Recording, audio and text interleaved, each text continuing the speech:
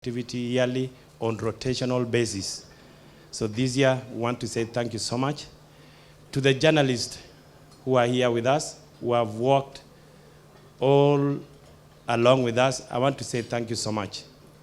We in the Ministry of Energy, we have said we want to be very transparent, we want to be very open, and we want to be very objective. It is not easy to understand what goes on in the Ministry of Energy if at all you don't take keen interest. Therefore, the journal, I've been seeing articles which are appearing either in our daily newspapers or even the social media. And I really want to say that there is a lot of interest, not only by the journalists, but by all Kenyans and even people who are not Kenyans. And I want to say thank you so much, because through you, you are able to spread the gospel of what we do. Otherwise, we can be saying we are doing all the things which are good, but without you giving out that information to the public, we will not be able, the public will not be able to get to know. And what we have done as a ministry, because it's not a day for me, we came to it and award those who have done good, but I know all of them have done good. I want to say that I was saying that in the ministry we have narrowed down our issues so that it will be easy for anybody to get to know what exactly do we do. When you see the organizations which are mentioned here, what is it that they do that makes the country moving? Because energy is a driving force. We need the information, some of the information to be factual. I know sometimes there are errors, but everything sometimes, even when there are errors, it's subject for correction. There are very few highlights which I want to make before I hand over to the next program, that we have defined ourselves into about 7 categories in the provision of adequacy of power. Do we have enough? Where are we? And what are we going to do? And that is why we have KenGen here. We have a geothermal. And those are the driving force in terms of the adequacy of the power. As you are aware, our installed capacity right now is about 2,400 megawatts. But the peak time, the demand is about 16 to 1,700. Therefore, we have a balance of about 600 or 500 megawatts, which we are calling upon even the media and everybody to say, to go out and say that we have power. It is good for the investors to invest in Kenya, because gone are the days when we didn't have the adequacy of power, when we used to use diesel, HF4. So that is the first point which I've mentioned. The next point which I want to mention is, yes, we have adequacy of power. Do we have reliable power? And that is a subject which is long. We do have reliable power. As you are aware, there are outages right now. I'm not saying it's 100% eliminated, but it is minimized. There are days whereby you used to have frequent power outages, but right now they are minimal because of the investment in the sector. There are a lot of activities which are ongoing, and we are working towards efficiency in minimizing all the power outages so that we can have a reliability of the power in terms of the power. The next point which goes in hand to that, yes, we have enough, we have adequacy of power. We are able, reliability of power. Do we transmit? How do we transmit the power? And that is why we have KenDraco and all others, KPLC also working hand to make sure that whatever we generate is also transmitted. And they are working to make sure that we do our high voltage lines. We are doing our transmission line. And I really want to thank the media. The other day when we call upon you that we visit Suswa, where we are doing our substation, and flying over the line from Nairobi all the way to Isinya to Suswa, you are able to witness all what is happening, because that is a line which will be able, which you are doing. That line will be able to evacuate geothermal power to Nairobi instead of using the one route which we have, and then finally to Mombasa. And you know the challenges which I've had in that line is because of the wayleave. And this is an issue which I really want to ask the media. The problem which you are facing in most of the projects in energy are the wayleaves issues. Wherever people get to know that there is an energy project being developed, The next thing is you will find houses or structures which are not even houses, and people giving a value which is not imaginary. A value of a small a house which you can value, let me not use a house, a structure which you can value at 2,000. Somebody is saying I should be paid 2 million or $1 million, therefore hindering the progress of building our transmission lines. And I think there is a bill which is in Parliament, which we really want to, that bill will cap in terms of the compensation, that if you want to demand more compensation, that bill also addresses the challenges of, have you been paying the rent? What is the taxes which also will be levied on you, so that we can fast track. So those are the lines which we are doing. We are doing the line from Lake Turkana wind power all the way to Nairobi, although we've experienced a lot of wave challenges, whereby you realize all of a sudden there are a lot of buildings which appears from nowhere. And the demand in terms of compensation is so enormous. We are doing almost it is above the cost of power. So this is some of the information which we really need to get it out to the people, so that the people get to know the need of having those transmission lines. The next item is, as you are aware, we are really working on making sure that everybody gets access to electricity. The figures which we have been doing, and I have seen as per today, we have reached a mark of 5 million households. And if we are aware, from about 2 million in 2013, 2.1, right now, as we are talking, is about 5 million, which is double whatever had been done for the last over 50 years. And that information means everybody, most of the Kenyans are now getting access to electricity. And we are working, what is our target as a ministry, which KPLC and everybody in the sector gets to know. We have itemized our issues that by the year 2017, June, we should have gotten to 70%. And by the year 2020, we should have gotten to 100%, so that we have universal access to electricity. So those are the things which we mentioned. On petroleum sector, we discovered oil in the year 2012, and we are trying to fast track that oil. And I've seen some articles which appear sometimes, they are good. And we are not saying you should not criticize the ministry. You criticize us positively. Criticize us negatively if you have to. I've seen some articles say, I think it appeared, was it over the weekend, saying that about the oil. And what you have said as a country is we want to fast track the development of our oil fields, which we discovered in the year 2012. Therefore, we want to use road transport. And then we had talked about RVR, and we have made provision also to track it all the way from Lokichar to Mombasa, and we export the crude oil.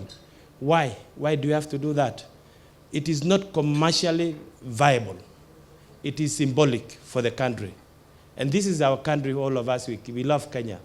What we are doing is, the oil is like any other product which gets to the market. It's like tea, for those people who are trading in tea or coffee. Once we hit the market by June next year, we will be able, the market will be able to determine what quality of the product we have, so that by the time by the second quarter or third quarter of 2020, when our pipeline will be ready, everybody will know outside that we have the best oil or the worst oil. So that is the essence of fast tracking the implementation of the early oil. And one thing is also to know the reserve which we have. As you are aware, it has been about 600,000 barrels. But right now it's about 750. We are working towards 1 billion. And that can be only ascertained if we fast track. So those are some of the activities which we are doing. On the pipeline, I think you're all aware. We live in this country. And we made a decision that we are going to build our pipeline. People ask, did we lost with Uganda? We never. Suppose Uganda didn't have oil. Will we have waited for another country? We built the existing pipeline from Mombasa to Nairobi to Kisumu and to Eldoret. We built it as Kenya. We never asked our our countries to assist us, but they are using it, but they pay a tariff for using it. So these are some of the activities which are saying we are doing as a country. Why the northern route? And people write that, what about the insecurity? Let's not shy away. If we talk about insecurity, the pipeline doesn't even pass through. It's just passing through Karisa, from Isiolo, all the way from Lokichar oil fields. It gets through almost Paraguay in Samburu, and then all the way to Karisa, running parallel to Tana River, all the way to Lamu. The far northeastern is very far. And people ask, what about the security? If we get worried, even where we are now, we should be worried about our security. We should leave God to take care of us sometimes back. So that is why we chose Lamu, and Lamu will open the northern corridor for this country. We need that route, and it will open the economy of this country, because our market also, we need to diversify. The existing market which we've been having, Uganda, Rwanda, Burundi, will be served using the central corridor. What about the South Sudan? What about Ethiopia? With the population of Ethiopia about over 100 million, a slice of it alone means a lot to this country. So therefore, those are some of the issues which we are doing. And finally, we are also doing the issue of LPG. As you are aware, we want to implement LPG. We want to lower the cost of the cylinders, because the cylinders which we have as a country are very few. The companies, the private sector we cannot leave the private sector to drive that. And therefore, in this year's budget, we've made provision so that we can lower the cost of the cylinders, so that every Kenyan can afford to use gas, which is more cheaper than destroying our forests, than using the paraffin. And that's why you have seen the taxes.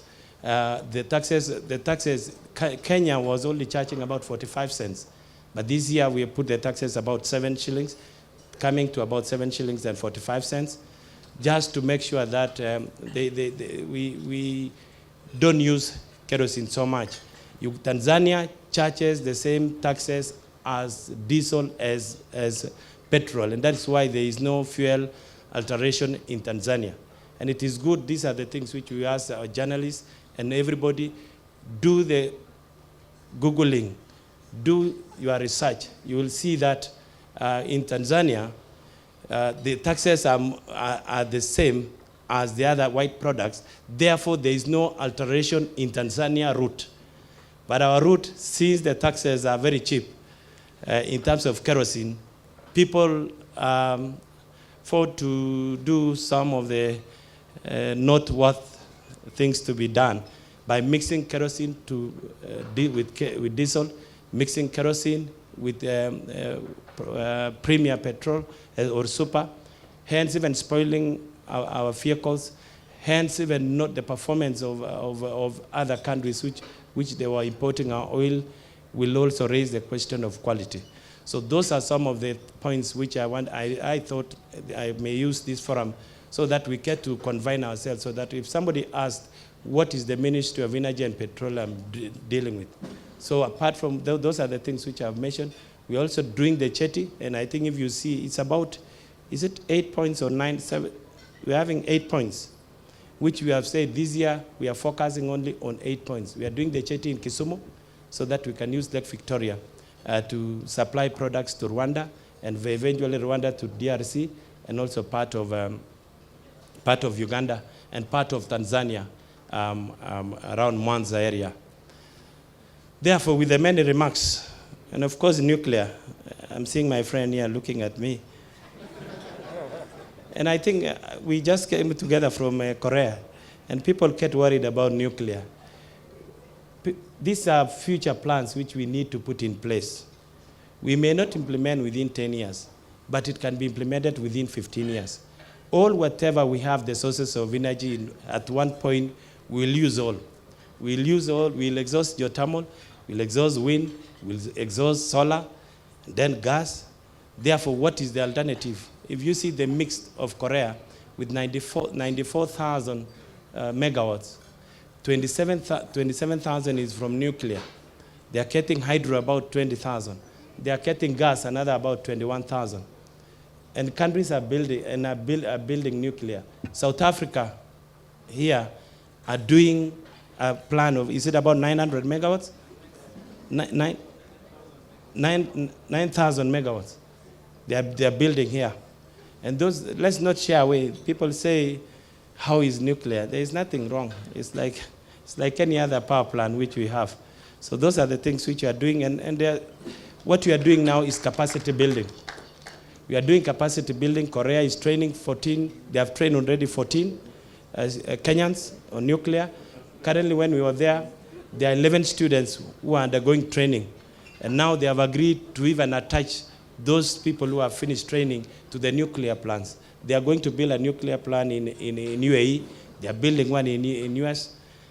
Finally, of course, our regulator is here. I'm seeing also him looking at us. Mr. Joe Nganga regulates all of us.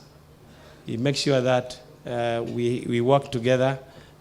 All the organizations which are here within the Ministry of Energy, the regulations are okay. And if there are regulations to be implemented, the generation mixed and everything, they are the ones who oversee us. So I don't want to say much. I think those who are here, I'm also waiting. I don't know whom we are going to award tonight. But I want to believe those who will be able this year, I want to say thank you so much. And those who are not successful this time around, I think, God willing, we'll see you next year. And we'll do it early next year. We should do it before June.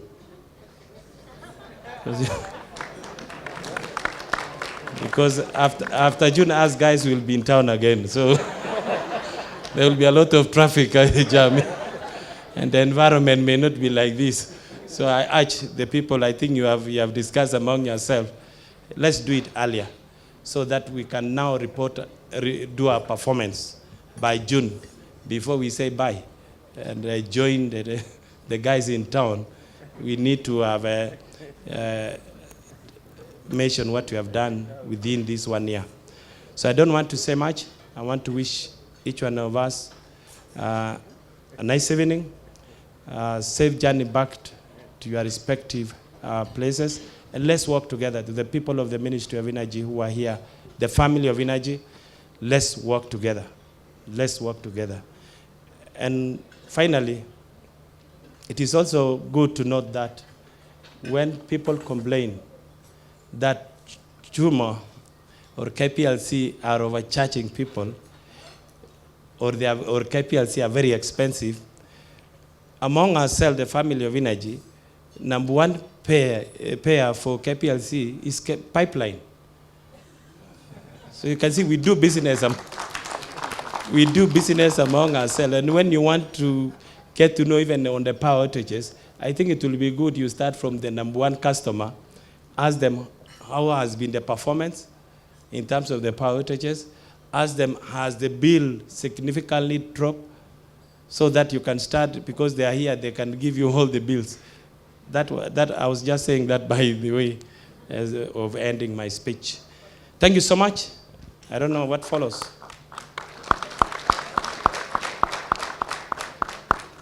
Are you going to give me also, are you going to award me?